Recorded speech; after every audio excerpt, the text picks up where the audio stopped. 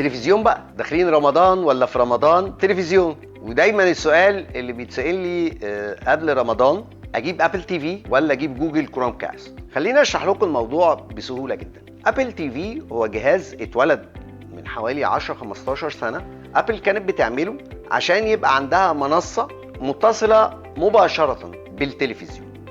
كروم كاست هو اختراع جوجل عملته من حوالي 6 سنين علشان تعمل بث، تقدر تبث اللي عندك في التليفون على التلفزيون.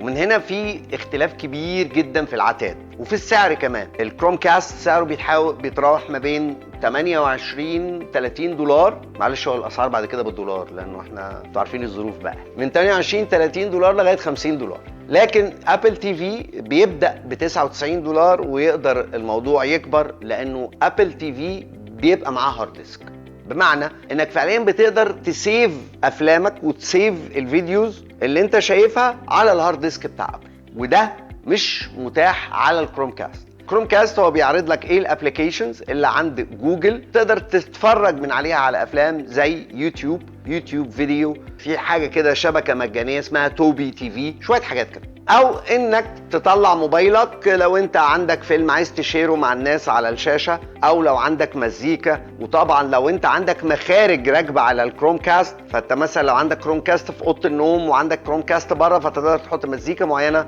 بره ومزيكا معينه جوه، او فيلم جوه، او لو عندك اوضه الاطفال فتقدر تبث لهم فيلم في اوضتهم وما الى ذلك. يعني ابل تي في مختلف تماما. ابل تي في بتقدر تتفرج على افلام، وطبعا ابل بقى عندها من كام سنه كده خدمه ابل تي في بلس، ودي بتقدر عليها شويه محتوى تقدر تتفرج عليهم وتقدر تداونلودهم او تقدر تتفرج عليهم. بس ابل تي في منه 4K، وبعدين ابل تي في قوته الحقيقيه انه جواه الاب ستور بتاع ابل، وده في ميزه كبيره جدا. تقول لي ليه؟ اقول لك، لانه ابل فعليا عندها خدمه جديده اسمها ابل اركيد. فلو انت عندك اطفال في البيت، ابل تي في هيبقى اختراع هايل جدا بدل البلاي ستيشن والاكس بوكس، بالذات في العاب الاطفال اللي انت مش عايز تدفع فيها فلوس كتير. وابل بقى لطيفه في الحته دي جدا، عندك دراع بلاي ستيشن يشتغل، عندك دراع اكس بوكس يشتغل. يعني الموضوع مش بسخافه المعتاده بتاعت ابل، بالعكس ابل تي في انا ببقى شايفه واحد من اكتر العتاد اللي عند ابل مفتوح للقصه دي. في رايي الشخصي لو انت هتجيب ابل تي في ولا كروم كاست، انا رايي الشخصي هروح لابل تي في. لو انت هتختار كروم كاست تعال نتناقش، انا عندي كروم كاست برضو، بس يعني انا بحب ابل تي في طول عمري. شكرا جدا ليكم، اتمنى اكون قلت حاجه مفيده، ورمضان كريم عليكم وعلينا. سلام.